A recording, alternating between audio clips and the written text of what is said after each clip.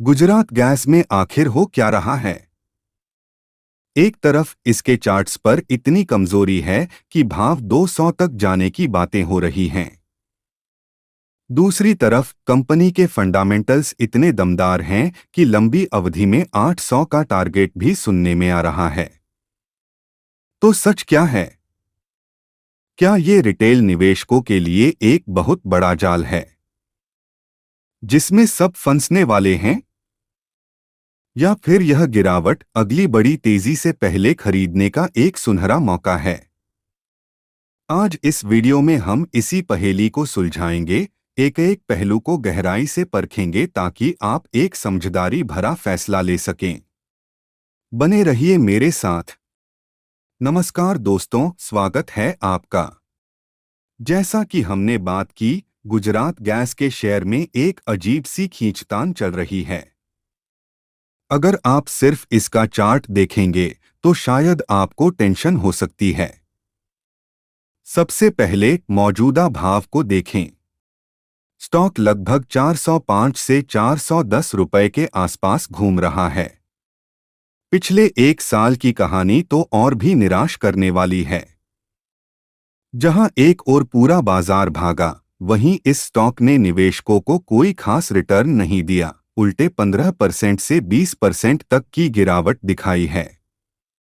तो सवाल उठता है कि आखिर ऐसा हो क्यों रहा है। इसका जवाब हमें टेक्निकल चार्ट्स पर मिलता है। टेक्निकल एनालिसिस यानी चार्ट्स और इंडिकेटर्स की पढ़ाई हमें स्टॉक की चाल और निवेशकों की सोच के बारे में बताती है।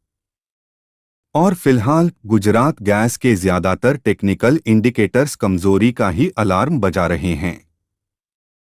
चलिए सबसे पहले सबसे जरूरी इंडिकेटर मूविंग एवरेजेज को देखते हैं। ये लाइनें हमें स्टॉक का ट्रेंड बताती हैं। सोचिए, ये ट्रेंड की लक्ष्मण रेखा है। गुजरात गैस का प्राइस अपनी सभी जरूरी शॉर्ट टर्म और लॉन्ग टर्म मूव एवरेजेज के नीचे ट्रेड कर रहा है। इसका 50 दिन का मूविंग एवरेज 50 DMA लगभग 413 से 416 रुपए पर है और 200 दिन का मूव एवरेज 200 DMA लगभग 429 से 433 रुपए के पास है। जब कोई स्टॉक इन दोनों लक्ष्मण रेखाओं के नीचे होता है तो इसे मंदी का एक क्लासिक संकेत माना जाता है। इसका सीधा मतलब है कि शॉर्ट टर्म और लॉन्ग टर्म दोनों में बिकवाली का दबाव बना हुआ है। कई टेक्निकल एनालिस्ट इसे एक स्ट्रांग सेल सिग्नल मानते हैं। अब आते हैं दूसरे पॉपुलर इंडिकेटर RSI यानी रिलेटिव स्ट्रेंथ इंडेक्स पर। RSI हमें बताता है कि कोई स्टॉक ओवरबॉट जरूरत से ज्यादा खरीदा हुआ है या ओवरसोल्ड जरूरत से ज्यादा बेचा हुआ। गुजरात गैस का RSI 35 से 42 के बीच झूल रहा है। ये पूरी तरह से ओवरसोल्ड तो नहीं है, लेकिन ये साफ साफ कमजोरी दिखा रहा है। ये बता रहा है कि स्टॉक में खरीदारी का जोश बिल्कुल ठंडा पड़ा है। एक और महत्वपूर्ण इंडिकेटर है मैक्ट, जो मोमेंटम बताता है। गुजरात गैस का मैक्ट अपनी सिग्नल लाइन और सेंटर लाइन दोनों के नीचे है, जो एक मजबूत मंदी का संकेत है और दिखाता है कि बिकवाली का ट्रेंड और मजबूत हो रहा है।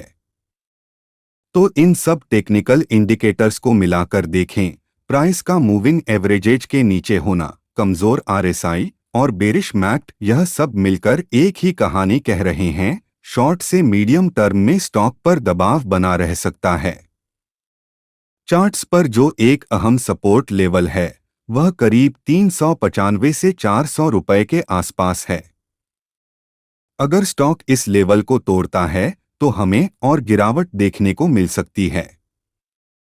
टेक्निकल जानकारों की माने तो अगला बड़ा सपोर्ट 360 रुपए के आसपास है, जो इसका 52 हफ्ते का निचला स्तर भी है।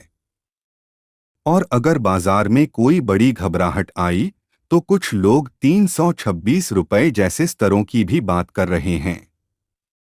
यही वो डर है जिसके कारण टारगेट 200 इंच जैसी एक्सट्रीम बातें सामने आती हैं, जो एक वर्स्ट केस सिनेरियो को दिखाती हैं। तो क्या सिर्फ चार्ट्स को देखकर शेयर बेचकर निकल जाना चाहिए? क्या कहानी यहीं खत्म हो जाती है? बिल्कुल नहीं, क्योंकि तस्वीर का दूसरा पहलू देखना अभी बाकी है।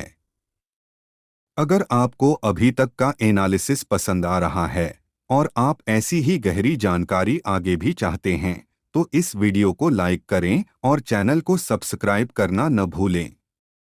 आपका एक लाइक हमें और बेहतर कंटेंट बनाने के लिए